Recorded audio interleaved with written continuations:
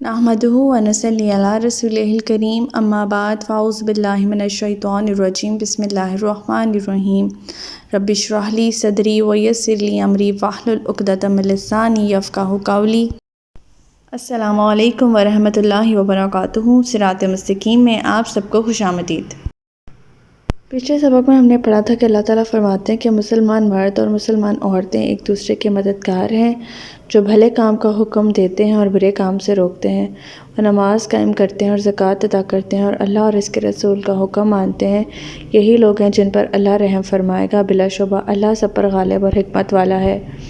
پھر اللہ تعالیٰ فرماتے ہیں کہ اللہ تعالیٰ نے مومن مردوں اور مومن عورتوں سے ایسے باغات کا وعدہ کر رکھا ہے جن میں نہریں جاری ہے، ان میں وہ ہمیشہ رہیں گے، نیز سدا بہار باغات نے پاکیزہ قیام گاہوں میں بھی وعدہ کر رکھا ہے، اور اللہ کی خوشنودی تو ان سب نعمتوں سے بڑھ کر ہوگی۔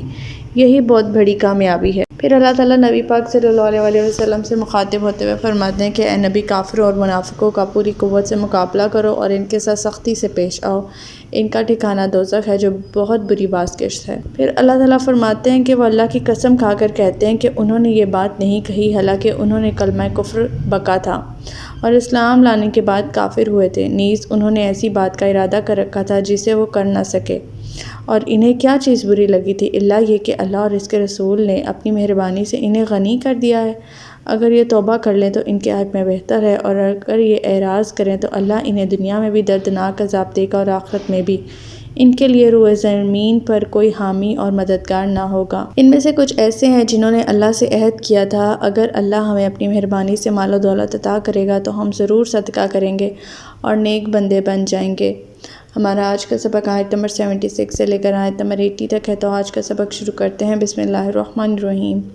فَلَمَّا آتَاهُم مِّن فَضْلِهِ بَخِلُوا بِهِ وَتَوَلَّوْا وَهُم مُّعْرِضُونَ۔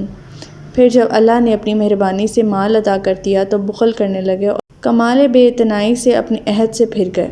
اب یہاں بھی ایک شخص کی بات نہیں ہو رہی بلکہ منافقوں کی اکثریت ایسی تھی۔ پہلے تو دعائیں مانگ کے کہتے تھے کہ اگر ہم مالدار ہو جائیں گے تو ہم اتنی خیرات کریں گے، فلاں نیک کام کریں گے، اللہ تعالیٰ کے شکر گزاری کریں گے، مگر جب ان پر اللہ تعالیٰ اپنا فضل و کرم کرتا ہے تو بخیل ہو جاتے ہیں اور یہ دعویٰ کرتے ہیں کہ یہ مال تو ہماری اپنی دن رات کی محنت کا نتیجہ ہے۔ ایسے لوگوں کی حدیث میں ایسے منافقین کی 3 نشانیاں بیان کی گئی ہیں کہ جب بات کرے تو جھوٹ بولے، جب وعدہ کرے تو وعدہ خلافی کرے، اور جب امانت دی جائے تو اس میں خیانت کرے۔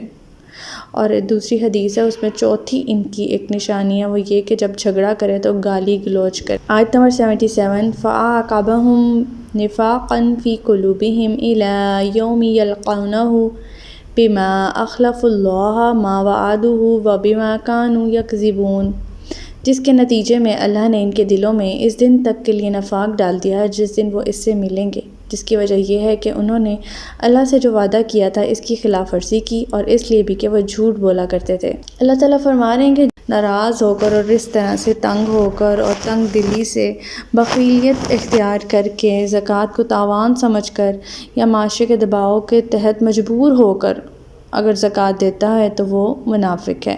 دوسرا یہ کہ ایسے منافق کی زکوٰۃ قبول نہیں کی جائے گی الا یہ کہ اگر وہ خود بھی عطا کر دے تو بھی اس سے کوئی آخرت میں فائدہ نہیں پہنچے گا۔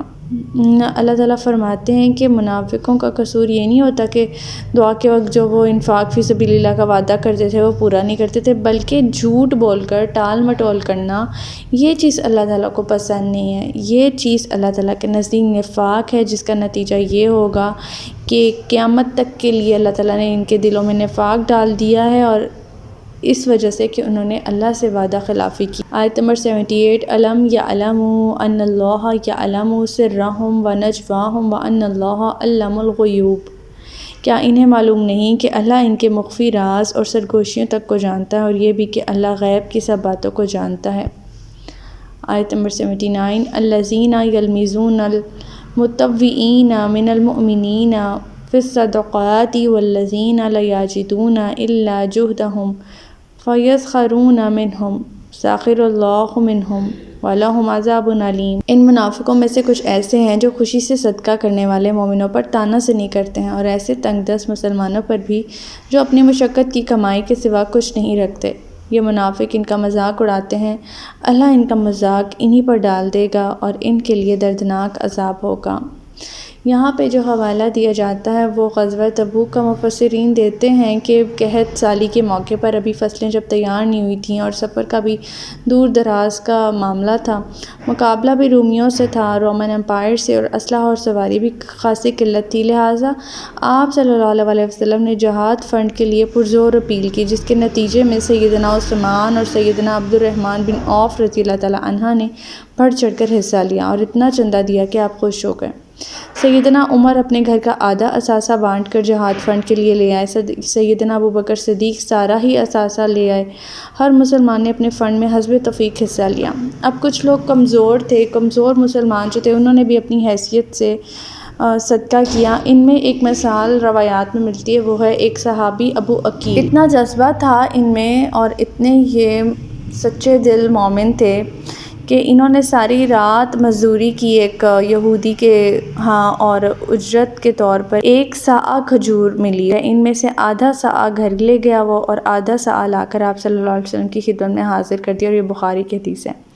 آپ صلی اللہ علیہ وسلم کو اس آدھے صاع سے اتنی خوشی ہوئی کہ آپ نے وہ کھجوریں ڈھیر کے اوپر پھیلا دیں۔ یہ دراصل آدھا صاع کھجور کی قدر و قیمت نہ تھی، بلکہ اس کی نیت تھی، صحابی ابو عقیل کی نیت، شوق اور ان کی رغبت تھی، جس کی وجہ سے آپ صلی اللہ علیہ وسلم نے یہ کیا۔ منافقوں کو باتیں سنانے کا موقع مل گیا اور ہنسنے لگ گئے، کہنے لگے یہ سب دکھلاوا ہے اور ریاکاری ہے، اگر کوئی تھوڑا دیتا ہے تو کہتے ہیں اتنے مال سے کون سی جنگی ضروریت پیش ہو سکتی ہے، اور لہو لگا تو کہ شہیدوں میں اپنا نام لکھوانا چاہتے ہیں، اور اللہ کو اس کی کیا پرواہ۔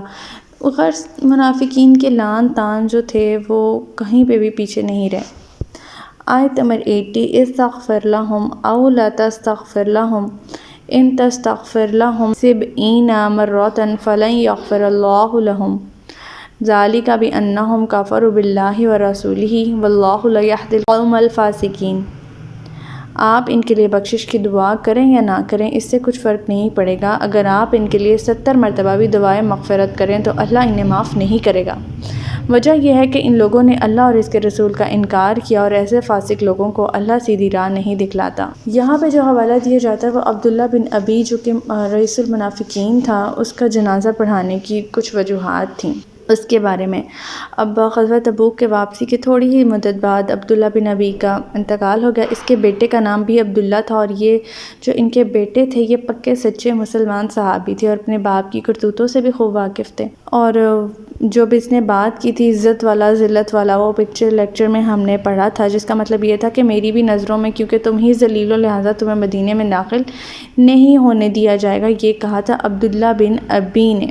پھر اس نے رسول اللہ صلی اللہ علیہ وسلم سے معافی مانگی، تب عبداللہ نے اپنے باپ کو مدینہ میں داخل ہونے دیا تھا، مگر باپ کی وفات پر خون نے جوش مارا اور طبیعت میں رحم اور ہمدردی بھی تھی، شفقت کے جذبات بھی تھے۔ نبی پاک صلی اللہ علیہ وسلم سے کرتا مانگا تاکہ اس میں باپ کو دفن کریں تاکہ شاید کچھ عذاب میں کمی ہو۔ آپ صلی اللہ علیہ وسلم نے 3 وجوہ کی بنا پر اسے اپنا کرتا دے دیا۔ ایک یہ کہ آپ کی طبیعت میں رحم اور عفو درگزر کا جو عنصر تھا وہ کوٹ کوٹ کر بھرا ہوا تھا۔ دوسرا یہ کہ یہ آپ کے چچا سیدنا عباس جب ننگے تھے غزوہ بدر میں، تو آپ نے عبداللہ بن ابی سے ان کی قمیص مانگی جو سیدنا عباس کے قد کے موافق تھی، اور اس نے دے دی تھی۔ آپ چاہتے تھے کہ اس احسان کا بدلہ چکا دیں۔ تھرڈ ریزن جو تھی، تیسری وجہ جو تھی وہ یہ کہ اس حالت میں عبداللہ صحابی کا دل شکستہ نہ ہو، کیونکہ وہ صحابی جو تھے وہ پکے سچے صحابی تھے، بے شک ان کا باپ اس طرح کا تھا۔